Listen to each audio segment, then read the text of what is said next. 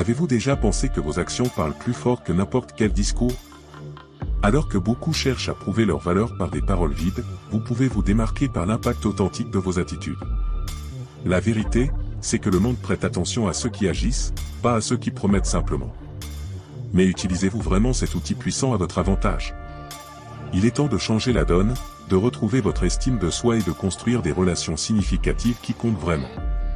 Imaginez ne plus jamais ressentir le besoin de justifier votre dignité ou de courir après l'approbation des autres. Dans cette vidéo, vous découvrirez comment le stoïcisme peut transformer votre vision de vous-même et du monde qui vous entoure. Préparez-vous à apprendre des stratégies simples et pratiques pour renforcer votre confiance et établir des limites saines sans effort, car prouver sa valeur est une question d'action, pas de mots.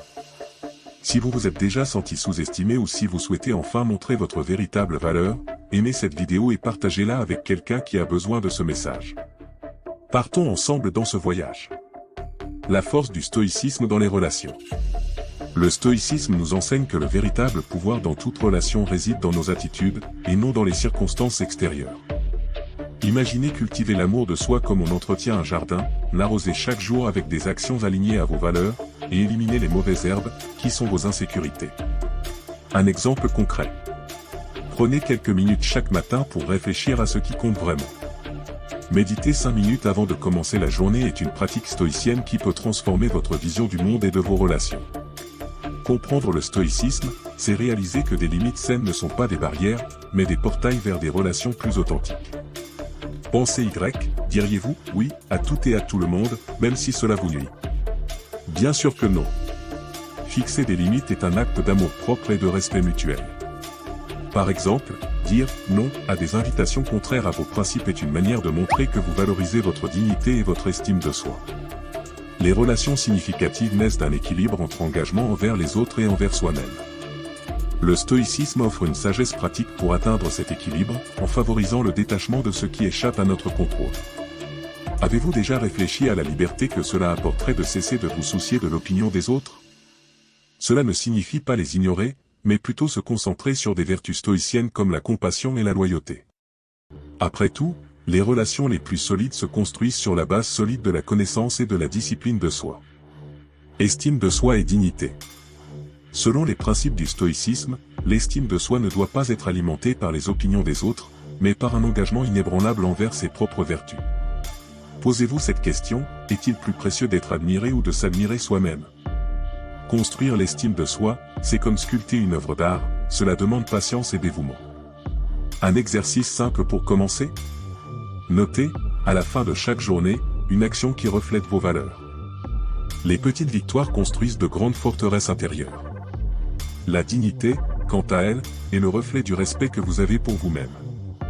Dans un monde qui valorise souvent les apparences, le stoïcisme enseigne que la vraie valeur réside dans les actions. Par exemple, un geste de générosité ou un acte de courage parle plus fort que 1000 paroles. Priorisez des actions alignées à vos principes et voyez comment votre perception de vous-même se transforme. Estime de soi et dignité vont de pair comme les fondations d'une vie significative. Quand vous vous valorisez, le monde qui vous entoure réagit sur la même fréquence. Ce que vous tolérez définit ce que vous recevez, alors fixez des normes élevées pour vous-même.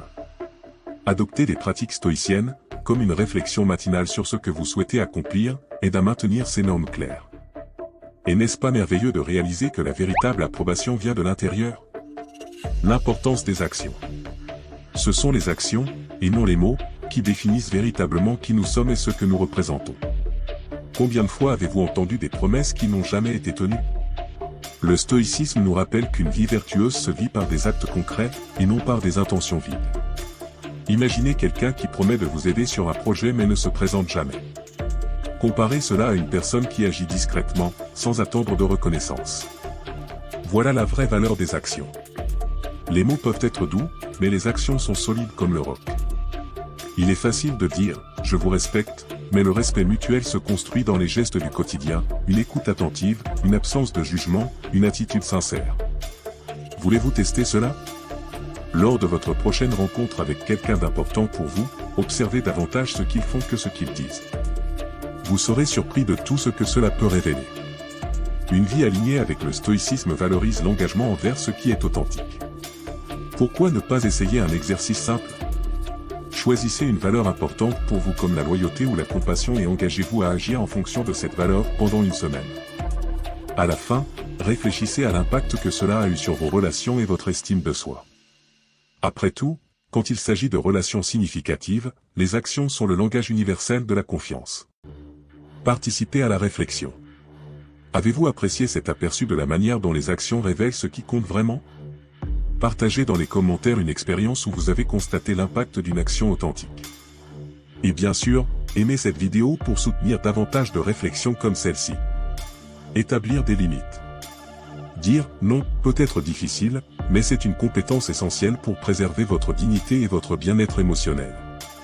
Le stoïcisme nous enseigne que des limites saines ne sont pas des murs, mais des ponts vers des relations plus honnêtes. Pensez à ce que vous ressentez lorsque vous prenez des engagements que vous ne vouliez pas. Fatigue, frustration, peut-être même des regrets. Apprendre à dire « non » est un acte d'amour-propre et un signe de respect mutuel. Établir des limites ne signifie pas être inflexible, mais savoir jusqu'où vous êtes prêt à aller sans compromettre vos valeurs. Imaginez un ami qui demande constamment des services sans jamais rien offrir en retour.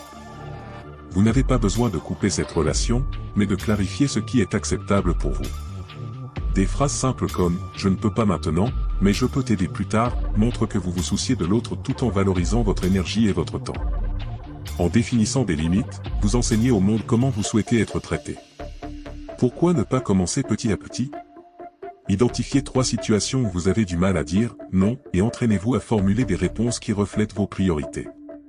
Croyez-moi, établir des limites, c'est comme renforcer un muscle. Plus vous pratiquez, plus cela devient naturel. Et cette compétence est essentielle pour faire place à l'acceptation et au pardon, des thèmes que nous approfondirons ensuite. Acceptation et pardon. L'acceptation n'est pas de la résignation, mais une sagesse pratique consistant à comprendre ce qui échappe à notre contrôle. Le stoïcisme nous apprend que l'acceptation de nos imperfections et de celles des autres est le premier pas vers la paix intérieure. Imaginez essayer de changer quelque chose qui ne dépend pas de vous, comme l'opinion de quelqu'un. C'est une dépense d'énergie inutile, n'est-ce pas ? Accepter la réalité telle qu'elle et vous permet de canaliser votre énergie vers ce qui peut réellement être transformé. Le pardon, quant à lui, est un acte de liberté personnelle. Garder rancune, c'est comme tenir un charbon ardent, cela ne fait mal qu'à celui qui le retient. Pratiquez le pardon en commençant par vous-même. Pourquoi ne pas repenser à un moment où vous vous êtes trop blâmé et, au lieu de cela, vous offrir la compassion que vous donneriez à un ami ? De la même manière, en pardonnant aux autres, vous libérez de l'espace pour des relations significatives et pour votre propre bien-être émotionnel. Accepter et pardonner ne signifie pas tolérer des comportements qui enfreignent vos limites saines. C'est une pratique qui combine détachement et amour-propre. Pensez à une relation ou une situation qui pèse encore sur votre esprit. Que pouvez-vous relâcher aujourd'hui ? Peut-être une ancienne erreur ou un conflit non résolu. Ce type de détachement ouvre la voie à la prochaine grande leçon stoïcienne, reconnaître quand il est temps d'aller de l'avant. Le pouvoir du détachement. Se détacher ne signifie pas tout abandonner, mais apprendre à lâcher prise sur ce qui nous empêche de grandir. Le stoïcisme enseigne que le véritable pouvoir réside dans la reconnaissance de ce que nous ne pouvons pas contrôler et dans le fait d'aller de l'avant avec dignité. Pensez à une relation toxique que vous avez vécue ou à une situation professionnelle qui drainait votre énergie. Le détachement, dans ces cas, est un acte de discipline personnelle et d'amour-propre, une libération pour trouver quelque chose de plus significatif.